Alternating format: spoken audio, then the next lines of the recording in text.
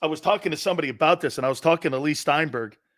I think it's so I think it's so awesome that Warren Moon had Lee Steinberg as his agent, and Patrick Mahomes has Lee Steinberg now as his agent. And you talk about creative ways on how to build a football team. And I just got through telling you that Warren was never paid less than the third. And everybody used to go, how do I get that deal? How come I'm down to eighth? Warren's over here. He gets a deal done every year. It's one of the great stories of all time. He's truly one of the greatest players, and he's a dear friend of mine. Canadian and Pro Football Hall of Famer Warren Moon. How you doing, Warren? I'm doing great, Dan. How you doing? One of the greatest contracts of all time was the Warren. Everybody back in the day was so envious of you because everyone went like this. How's this guy get a contract down every year? And then Lee told me, he goes, I had a clause in there with the Oiler owners, and I told Bud Adams that, hey, oh, you don't want to pay him there? Because Bud goes, I can't pay him that much money. Then he goes, fine. How about he's never paid lower than the third? One of the greatest contracts of all time, Warren. Well, Lee was he was the best. You know, he was the best representative. And he had myself, Steve Young, he had Drew Bledsoe, he had Troy Aikman. I mean, we had a great cast of characters for him to work with, and he did a great job, along with all his other clients at all the other positions as well. But we were some of his top ones, and he did a great job for us. How about the culture now that is taking place in Seattle with the new regime coming in, going away from Pete Carroll and having the new regime come in? So far, what's your sense, again, maybe from 30,000 feet? I know you work in the broadcast team. How do you see this transition going? I think it's going to go well. I think John Snyder knew exactly what he wanted when he went out, looking for the new head coach. I think he wanted somebody that was young, energetic. Not that Pete didn't have a lot of energy, but he had been there a long time. And sometimes when you're in one place a long time, your message maybe gets a little bit stale. And I think Pete can still coach, but he probably needs a new organization to do that, because I think he still has the energy to do it, and he has the desire to do it. But I think for the Seahawks, him having been here 14 years, it was just time to make a change. And I think this change will be a good one for the football team. How about this, Warren?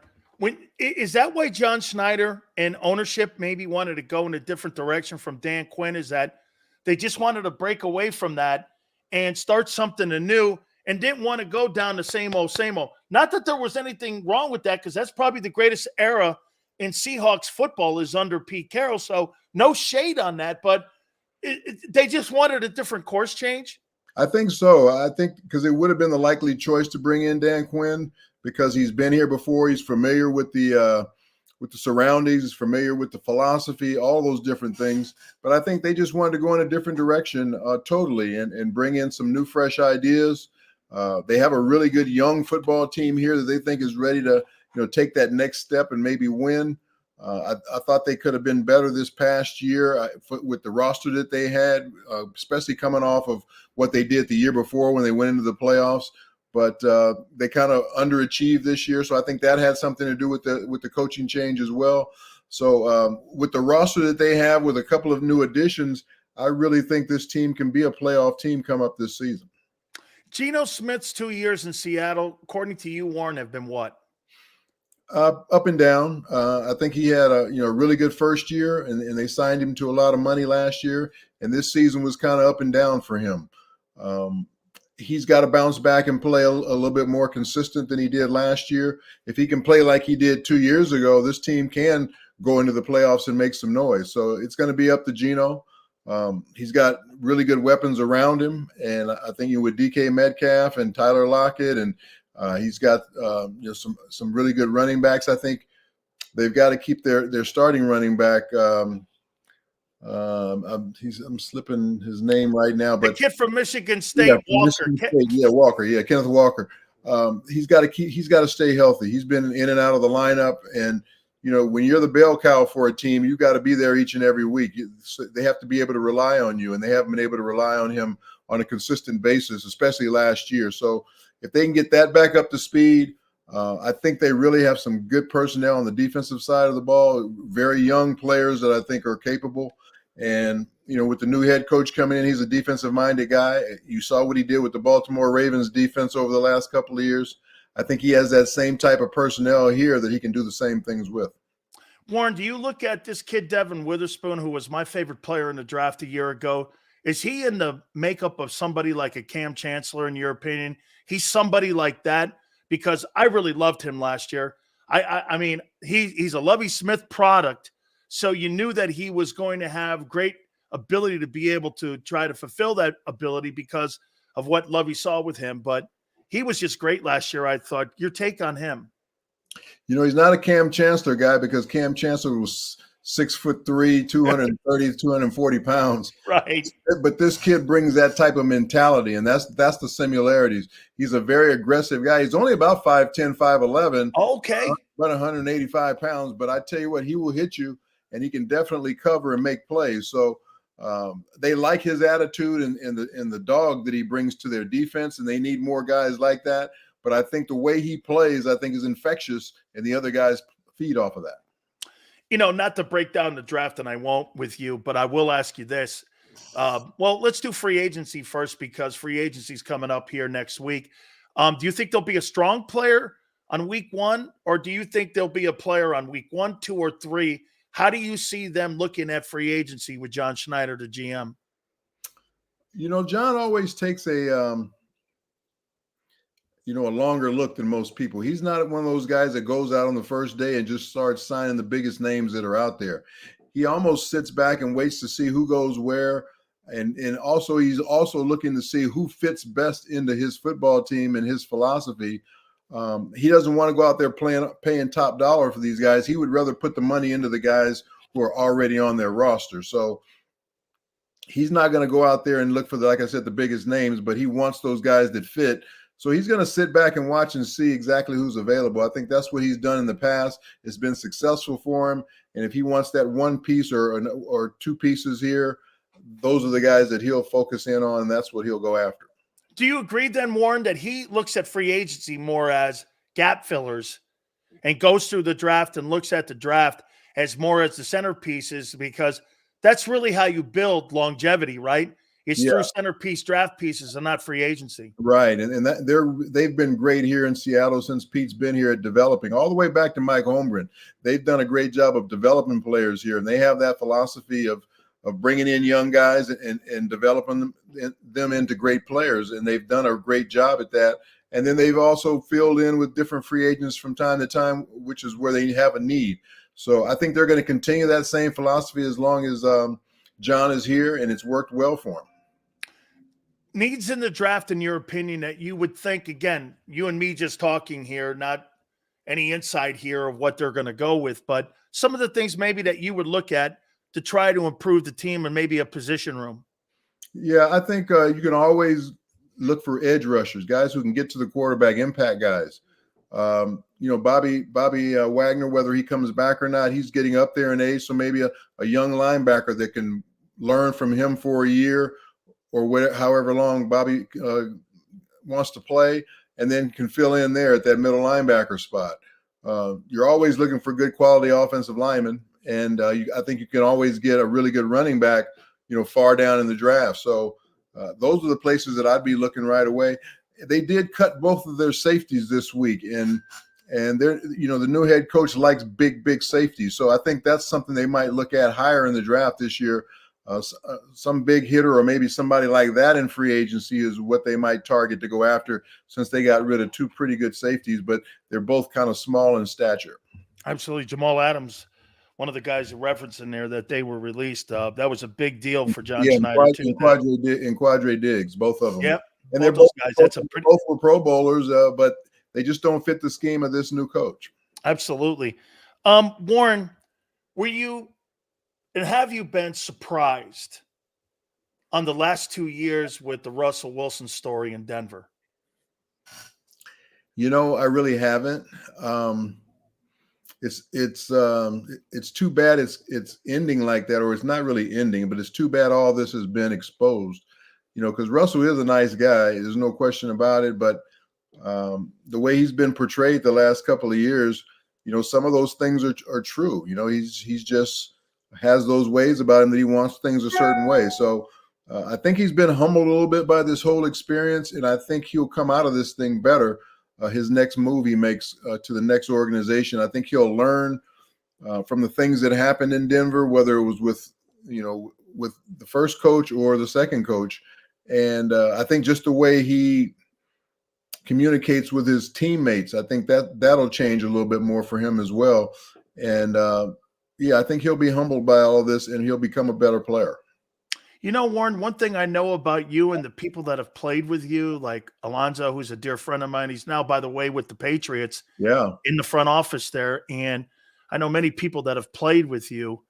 And when you look at Brady and what kind of teammate he was, I think it's important not just to be friends with half the room. It's important for quarterbacks to be friends with everybody in the room. You don't have to be super friends, but you have to know people in the room. And so I'll make this statement, and it's not that he's a bad person, but that this is a different question compared to talking about a guy being a friend with somebody. Do you think Russell Wilson's a good teammate? I think he's a good teammate, but I think he could be a better teammate. And like you said, you can't just be friends with certain guys on the team. You have to give a little bit of yourself to every position group on the team. That's what you are as a quarterback.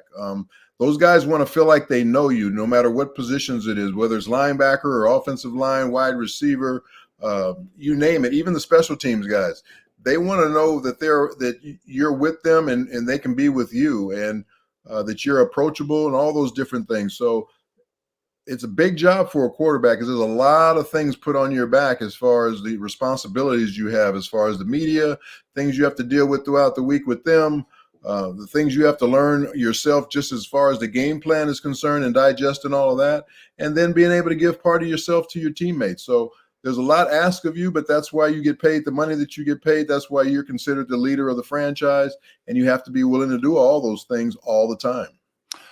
Do you believe that there'll be a strong market for him? And here's what's really sexy about it, that the Broncos are on the hook for $39 million this year, next year 37.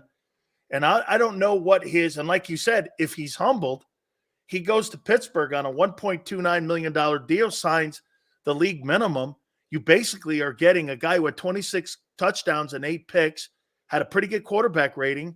Completion percentage was pretty good, even though low volume in attempts. But, I mean, Warren, he's better than anything in Pittsburgh right now.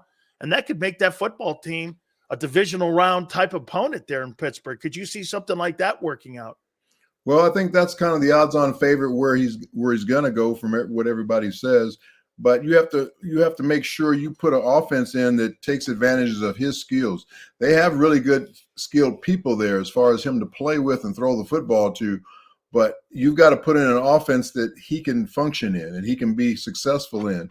And that's what he hasn't really been in the last couple of years, just because he couldn't do the things Sean Payton wanted, and he couldn't do the things the previous head coach before that wanted.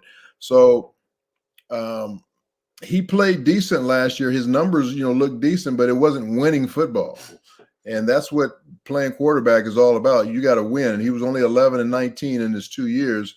So he put up decent numbers last year, but they weren't winning numbers. They were, mainly numbers against, some of the teams that weren't very good, stuff like that. But going back to Pittsburgh, if they put the right system in place for him that can make Russell successful, I think he can be a good quarterback for them. But then after 1 year, you're going to have the problem of he's going to want, $40 or $50 million after that. So are you willing to do that once that 1 year is over with, or do you draft another young kid this year and groom him 1 year behind Russell? So there's a lot of questions about Russell, even though he looks like a guy that everybody would want because of his contract situation this year. But then what happens after this year is over? Couple last questions for you, Warren. I want to ask you about Jalen Hurts, and I want to go here with it, and I want to use you and your experiences. So this will be the fourth coordinator, or the third. Let me see: Nick Sirianni, Shane Steichen, Brian Johnson, and now Kellen Moore. This is the fourth quarterback coordinator in 3 years for him, going into his fourth year starting. When you have that much change and a voice in your ear on play calling, is it possible to be consistent when you have you may have the same playbook, but as you know, coordinators have different in-game feel for the game. And so there's a different approach. How hard is that for a guy like Hurts? He had 18 turnovers this last year compared to what he did the year before. And for you, have you gone through something like that? And what's the number one thing you have to fight against when you have so many different voices in your ear? Yeah, I think the only consistent thing that Jalen has had the last 3 years, or this will be his 4th year, is he has had the same head coach. They have had pretty much the same system, but he has had different play callers, like you talked about. And I think the big thing they need to do is get on the same page as far as their communication on what's going to be called in the games in certain situations. I remember when I went from Houston, where I had been in the run and shoot for 4 years. Now I go to Minnesota with Brian Billick and his offense, more of a West Coast style offense. I really had to get on the same page with him, not only with the offense that I had to learn, but then how he wanted to call plays. So when we went out to practice on Friday, which was the day we wanted to really hone in our game plan, everything we had practiced on Wednesday and Thursday, Friday was going to be a day where basically the things that you're going to call in the game, those are the plays you're going to practice. So we would have a meeting prior to and go over all the things I liked in certain situations: 1st and 10, 2nd and medium, 2nd and long, 3rd and 10, 3rd and medium, 3rd and short. I would go over all those situations with him. Okay, these are the plays that we've practiced this week that I like. These are the plays that I really don't have a great feel for. And he would do the same thing as far as what he liked. So we were almost on the same page, even though he was calling the plays, because we had been in such good communication throughout the week on what we wanted to call. I almost knew what was going to be called in those situations. So that's what Jalen has to get on the same page with his new offensive coordinator, whoever that might be, or play caller, that this is probably going to be called, and start anticipating that these are the plays that are going to be called, because we've already gone over them time after time after time. Last question for you, Warren. Justin Fields in Chicago. This really is shocking, and I want to throw a number at you here. And I've been throwing it I had Phil Simms on yesterday, and I threw this at him as well, along with Mike Golick. And I said to him, I go, do you know in Green Bay in the last 32 years that they've had 97% of the snaps taken by 3 men, Favre, Rodgers, and now Jordan Love? Why can one organization get that position right, Warren, and a place like Chicago is a conveyor belt for quarterbacks where they just don't get that right? And you're now looking at potentially moving on from Fields, who had no shot, in my opinion, of success there. How come it works like that? Is that just certain organizations just don't get that position? Yeah, I think, a couple of different reasons. I mean, one, they've had offensive-minded coaches there. They've had Mike Holmgren. They've had Mike McCarthy, and the coach that's there right now, Matt LaFleur. Matt LaFleur, yeah. So that helps any quarterback when you have an offensive-minded head coach. A lot of the philosophy of what you're going to do offensively is going to come from him. And then I think the fact that none of those guys were asked to play right away. They got a chance to look and learn. Aaron Rodgers did it. Brett Favre didn't do it as long, but he still did it. No, he remember Warren. He played behind that guy Magic Man, that Mikowski guy. He did, but he didn't play as many years. I'm just saying he did have his time to sit and wait and learn, and because of that, I think all those guys had success. So there's something to the fact that don't put these guys on the field too quickly. Even Patrick Mahomes, as good as he was when he first came in, they still made him sit a year behind Alex Smith, learn, watch, and then they gave him the reins the next year. So I think the combination of having 3 offensive-minded head coaches and then the time that they got a chance to sit and learn, look and learn, I think that really helped all 3 of those guys have success going forward. Do you think that helped you, Warren, when you were in Canada? It was kind of like a developmental, and I don't mean any disrespect. I played in Canada, and I was a CFL guy. Yeah. No, I think it did help me, and there's no question about it. I think I had more of a benefit going up there and playing as opposed to sitting on a sideline behind, a veteran or behind somebody for 2 or 3 years, even though that might have helped me too. But I think the fact that I got the chance to play and go through situations, go through red zone, go through 2-minute drills, go through coming off the goal line, go through goal line situations, all those different things that you have to learn and get better at, the more reps you get of that in a live situation, I think the better you're going to be. So yeah, I think those things help me as far as coming back to the league, even though the game is different up there as far as the rules and situations. You're still playing in those situations that I talked about. Absolutely. Warren, what do you have with Crescent Moon? And I know you do a lot of stuff in Houston. You got a tournament down there. I've got Back home too, also in Los Angeles. By the way, I drove by the mural. Did you? You saw it? I saw it. Okay, because my daughter plays UCLA, and so I told her we had to go to your high school, and I mean, man, I tell you what, you do so many great things. You got to be so proud of all the things you do, the scholarships that you give away. Talk about some of that stuff and how people can take a look at it, because I know that's near and dear to you. Yeah, that was one of the more prouder days of my life, going back to my high school, having that mural unveiled of me, and it was put on the girls' gym and not on the boys' gym. That's the only thing that surprised me. Why did they put it on the girls' gym? I spent more time over there or something like that, which is probably true. But the fact that I had all a lot of my classmates were there, a lot of my former teammates from my high school team were there, coaches were there, my mom was there, my family. It was just a really great day, and that's something that's going to be there forever. So it's the only one that's up there, and we've had some really great names come out of our high school, whether it's Sidney Wicks or Rod Martin or people like that. For them to put me up there was quite an honor. So that was one of the, like I said, more prouder days of my life. Right now we have our golf tournament coming up with our Brothers in Arms Foundation in Houston with me, Andre Ware, and Vince Young. We started a foundation 4 years ago because we all come from single mom backgrounds. So we raise scholarships for kids who come out of those same environments.